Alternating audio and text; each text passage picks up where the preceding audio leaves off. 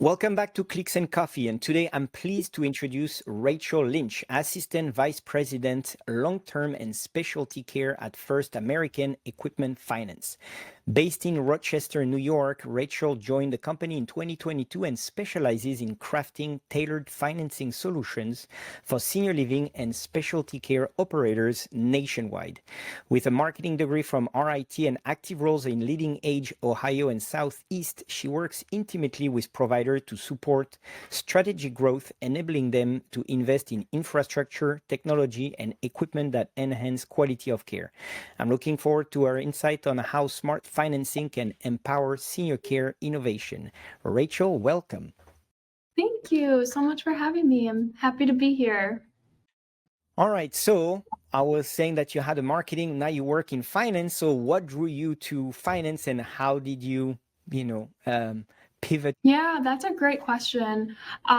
Really, I grew up, born and raised in Rochester, New York. So First American is a local company and a great company to be a part of. And when I started several years ago, one of the biggest appeals to me was just the amount of flexibility that they offer in this company for really any area that you want to take your career, whether it is marketing or finance.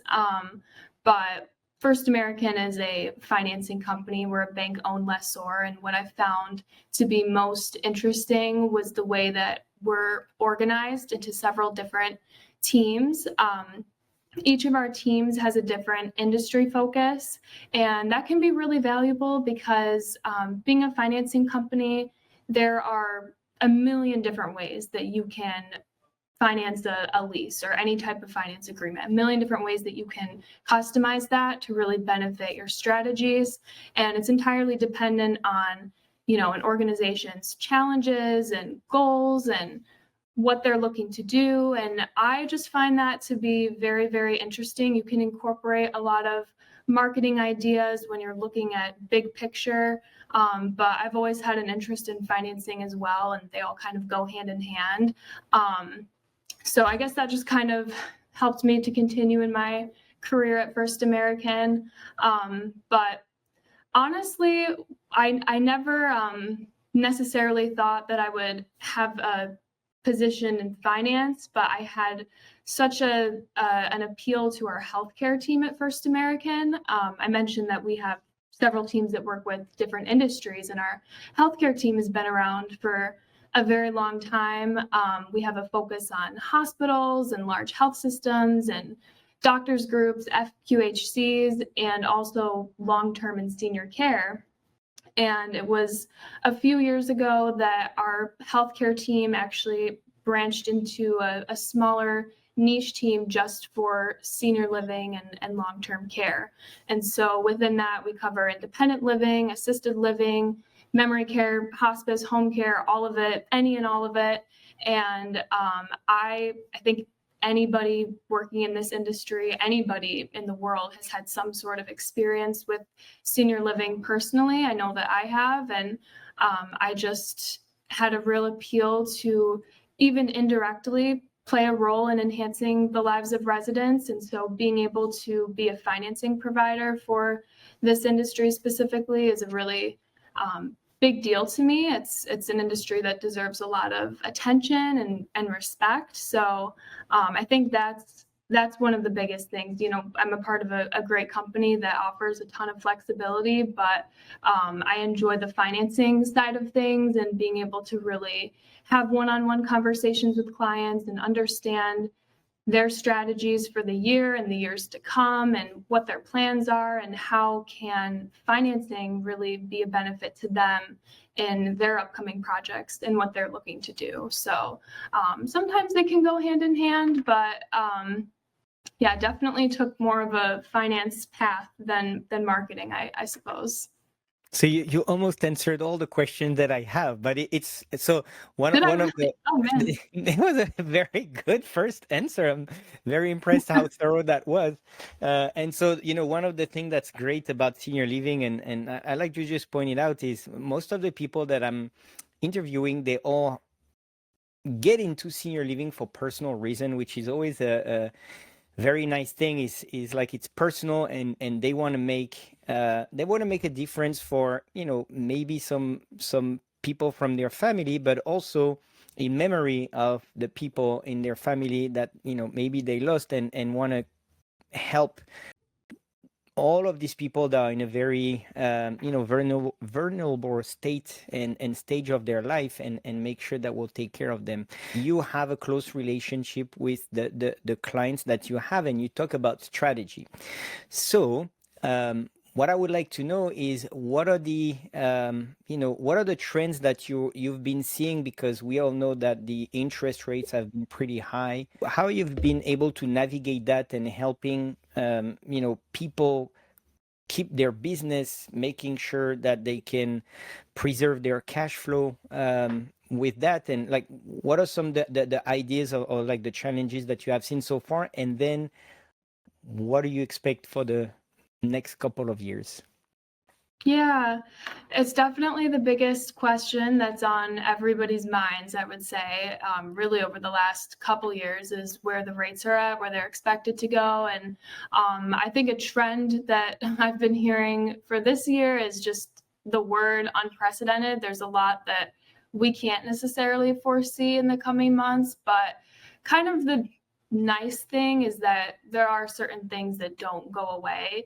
And especially in this year, I've seen a lot of folks looking at, the fact that we do have this silver tsunami. We do have a very high level of demand in the coming decade. And there are just some things that you can't ignore. There are some initiatives that you have to push through, and it's just a matter of prioritization. One of the biggest trends that I see primarily in equipment financing is technology leasing. So something that folks will do to look at where they can preserve cash is look at their assets that they're not keeping for as long of a time. So for us and what we do, that mainly looks like laptop devices or iPads or tablets, or large organizations where there are many, many employees, many end users, where they're constantly having to update and purchase new equipment every 3, 4, maybe 5 years for stuff like that, where you just can't afford to keep it for much longer, because then you're going to run into cybersecurity issues. So that's an area where equipment leasing tends to be more of a resource, because instead of just getting rid of a significant portion of cash every few years, you can actually preserve that and either make more money through savings or anything that has a positive net present value. I think of marketing or talent. And then for those depreciating assets, that's where they'll use a resource like First American, a financing provider, to take care of some of that. So I've seen that be something that is a huge resource to people, because right now, and actually when I walk around the leading age conferences, I'm almost overwhelmed in a good way by all of the technologies that are out there, all of the providers. It's all amazing, and I'm seeing clients use them. And then it's even better walking around communities that I get to visit and seeing residents have stuff right in their facilities, and it's really great. And so there's just a lot of flexibility in that sense of knowing that, okay, we have to invest in this, we have to replace it. So there's just some comfort in knowing you have cushion with a financing provider that can be flexible. And the other thing, that's one side of it, is equipment leasing. But sometimes you just have things come up unprecedented, like you have to replace a generator and HVAC and in some situations, and it might not always be something that's planned for. And you can use financing to just spread out payments for that. And again, all of our financing can be very tailored to whatever item you're purchasing, whatever project you're working on. So there's a lot of ability to be able to spread out payments and preserve cash when you need to. And I know days cash on hand is often on a lot of people's minds. And so that's an area where First American can be a resource for that if you need to preserve it. So Definitely, that's what's on a lot of people's minds. But when you think of all of the equipment that's in your building that you need in order to keep it staying afloat, um, that's that's where you can be able to use a financing provider to preserve cash where you can, but still keep operations running. And I imagine that you were mentioning the generator. So I guess that needs to be kind of taken care pretty rapidly. Can you tell us about, how quickly can you guys, step in and help, or is it something that is pre-negotiated, or how does that work? Yeah, that's a good question. Um, what's a little nice about a financing company like us, again, we do equipment leasing and financing. So we ourselves are not a bank, but we are the grandchild company. We're a subsidiary of City National Bank, which is a subsidiary of Royal Bank of Canada. So we're backed by a very large and stable bank, and there's a ton of benefits to that, just being able to provide quick pricing, competitive rates, and flexible options. But the nice part about not being a bank ourselves is that you don't have to worry about covenants, restrictions, deposit relationship, anything like that. Usually the process is very straightforward and simple. A client will send me a quote for a project that they have, whether it be an order of Microsoft laptops, say, hey, Rachel, can you provide pricing for this? And depending on what length of term they're looking for and how long they're looking to use the laptops, we can always get pricing over within a business day or two. And then it's just a matter of when are you actually looking to purchase those laptops? Because another nice part about First American is we have a team of project managers who will be dedicated to a client relationship. Each of our clients has their own project manager that works with them as closely as I do. And that colleague will actually place the order to the vendor for them and work through any documentation that's needed, which is usually pretty minimal. So depending on how quickly they're looking to actually purchase equipment, it can take anywhere from a couple weeks to a few months if it's something that's further down the line. But if something comes up quickly, like you said, unprecedented, then a couple weeks is definitely doable. So it's entirely dependent on our client's timeline, but that tends to be beneficial for a lot of folks. And so I was reading also that, vendor partnership is part of your model. How does collaborating with equipment vendor, help benefit communities? That one is very helpful because, I think it says we're vendor agnostic. We will work with any vendor, and a lot of our clients already have good vendor relationships in place. They know who they're using for their IT equipment, or they'll build relationships themselves. And so that's kind of the nice thing is we just do the financing. Your supplier is an expert in their equipment. We're the expert in the financing. So we'll work with anybody and they'll just send us over their quote and their contact information for their supplier. And then myself and our project manager will get in touch with that vendor specifically, almost to kind of take a bit off of our client's plate. So we will work directly with their supplier when needed to make those purchase orders and any communication that's needed, just to kind of take a little bit of a load away from our client. But we're very flexible with who we work with, which can be nice. And I meet different vendors all the time. That's one of the best parts, and seeing them at the conferences. So it's really cool to see what our clients are using and different trends of what they're buying. And like I said, a lot of that lately is just all the technology. It's booming, and it's really, really neat to see. And so I love talking about technology, and we're seeing, we know that a lot of it is software, but a lot of it is also devices. And we know, sensors, bandwidth sensors, new cameras, maybe like, smart speakers and all those things. So what are the trends that you're seeing in the, going to all the conferences and kind of being at the forefront of what people need? What are the things that you're seeing apart from, like, for example, laptops? What are the technology that you're seeing or that you anticipate that you're going to have to do more financing for? Yeah. I am seeing and hearing a lot about just all the different types of AI and robotics, and hearing a lot of CFOs talking about and CTOs talking about their strategies for financing those types of things. I was at a Leading Age California conference a couple months ago where they were talking about devices that they're seeing in Japan actually right now. So some stuff that's not even in the United States yet, but really advanced technology where nurses are able to be replaced by robots in some cases, with actually helping clients get into bed.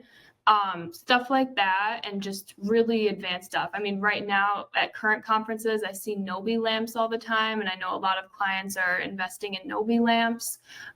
So that's what's neat to me. And I think some extremely advanced type of AI and robotics I may not see for a few more years, but that's what's on people's minds. And sometimes when you're looking at stuff like that, you also run into the flip side of it of like, oh, well, what if a resident were to trip over a robot or something? There's a lot of big picture stuff, but this is just where our world is heading. And so it's really neat to see that these are the types of things that people are thinking about. And just again, looking at the next decade of demand and how many beds will have to be filled and how much work is needed for that.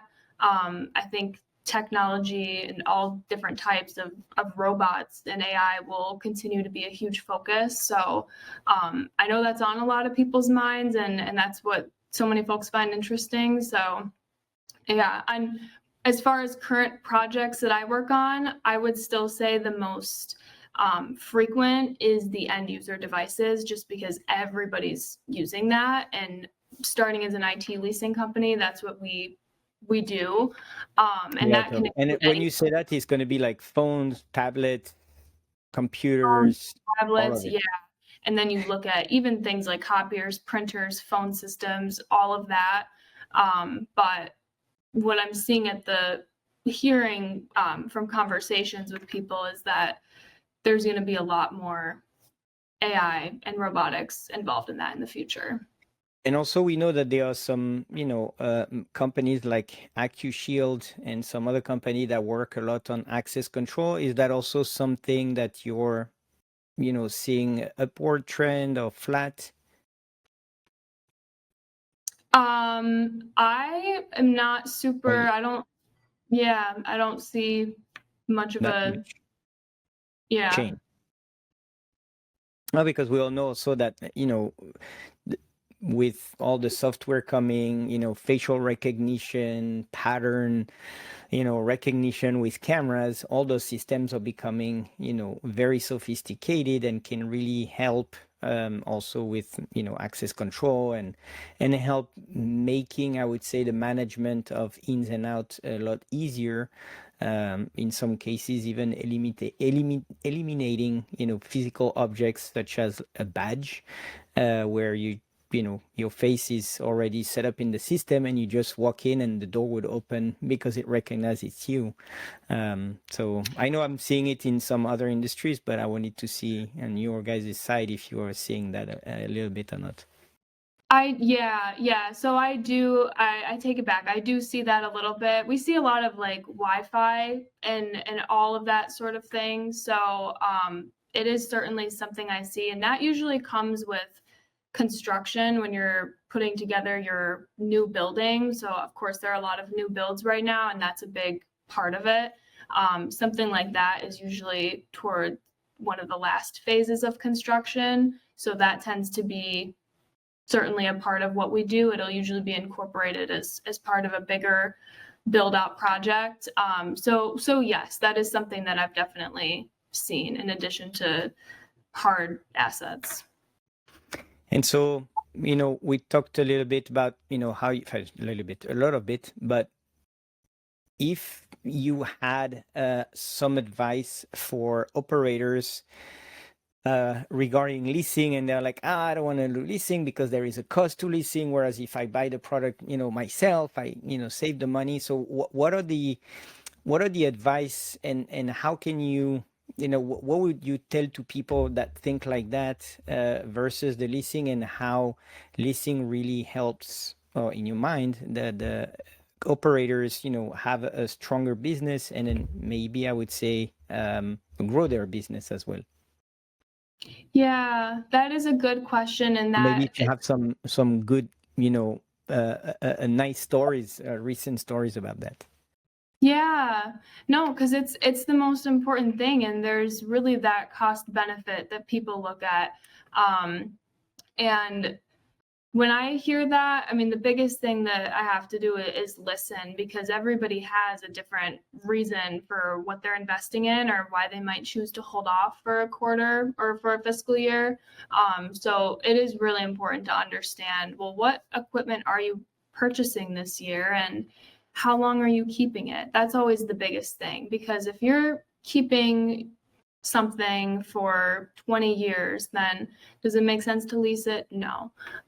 But once you kind of have the conversation of, okay, yeah, we are replacing this every 4 years and we're replacing a lot of it, it does make sense to get on to something like an operating lease, where you can return all of it at the end of the lease. And actually, this isn't always the case, but at First American, we do have a team that will go in and remove the assets ourselves for you. So it's a nice, simple process. So again, if you know you're only keeping something for a few years, then there is a lot of benefit to being able to get onto a nice schedule, because you don't want to be looking at your laptop one day and think, oh, how old is this thing again? Like, when do I have to replace this and the rest of my team? But if you have your leasing company telling you, okay, yeah, you're at 4 years now, and now would be the time to get rid of all of that. And in addition to just being able to save on cash in a big way by doing that, I think cybersecurity is the other biggest thing when you're thinking technology equipment, because I mean, we hear about it sometimes. It's the cybersecurity breaches and what happens when things get old, and it's really important for that reason, either way, to make sure that you're staying up to date with your equipment, and that's something that all organizations have to keep in mind. So that's another big thing. But those are the biggest benefits, and that is what my clients have found a lot of value in. I mean, I've had a couple of clients just over the past year who have switched over to leasing for their iPads and their laptops because of that, and they'll be replacing them on a quarterly basis. So you're looking at multiple locations, many Okay, but not employees. every quarter. They don't replace every quarter. It's more like there is a rotation every quarter per Correct. location. You scared me a little bit. I was like, Oh, oh, I'm these sorry. people are Yeah, really that like can be expensive. really, really crazy about their computer to replace that every quarter. But yeah, no, I That see would be what you mean. crazy. It's just like Yeah, rotation. right. Yeah. But it But also because help there's with so budgeting, and making sure you have more of like a fixed cost, rather than, as you say, like big swings in cash, and having to plan for that years ahead, instead of being able to just, manage it in a more, in an easier way. that's right. Yeah.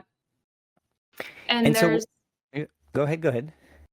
I was just going to say, there are definitely moments where organizations will be sitting on a lot of cash, and they do have to look at, is it worth it to lease? But that's when you can do a really good cash versus lease analysis and see where your cash would be going otherwise. And when you're looking at so many things happening in the industry right now, when you're looking at new facilities, new communities, new talent, and marketing that has to be invested in.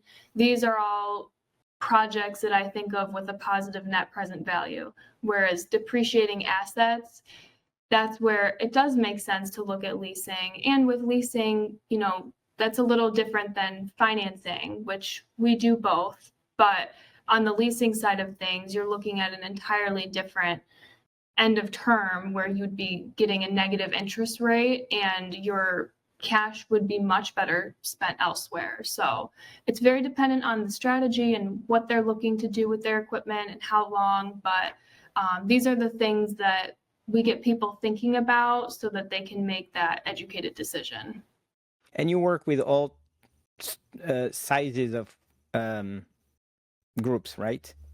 Yes, we do. So We have what would be like the smallest? Is it like one community?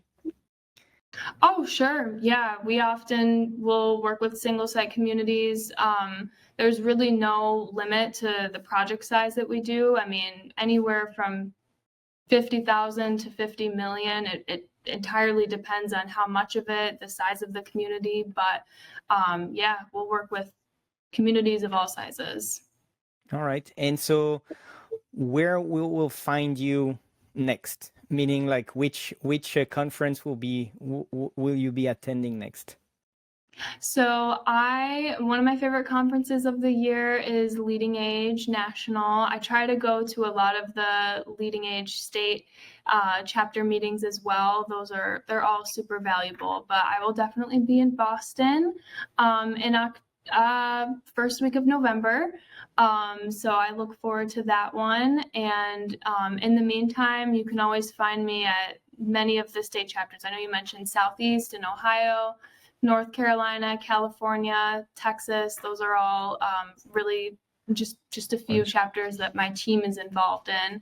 And yeah, I really enjoy getting to talk with so many folks face to face at those, because we're a Rochester company and Rochester's in the corner of New York State. So it's good to get out and see people. And yeah, it's really one that I enjoy. And the Leading Age National is like the biggest conference. So it's really cool to get to walk around and see so many vendors and faces. It's great. All right, Rachel, it was a great pleasure having you on the podcast. Happy that we, discussed about how to make a business a little bit easier to manage, or at least, senior living communities, and helping them with all the technology that they have to keep track of, and always make sure they have the, as you say, good technology and good devices in order to be safe, keep people safe, and at the same time be efficient in their work. And hopefully I'll see you at the next conference, so maybe in Boston. And truly wish you all the best. Thank you. Thank you so much for having me.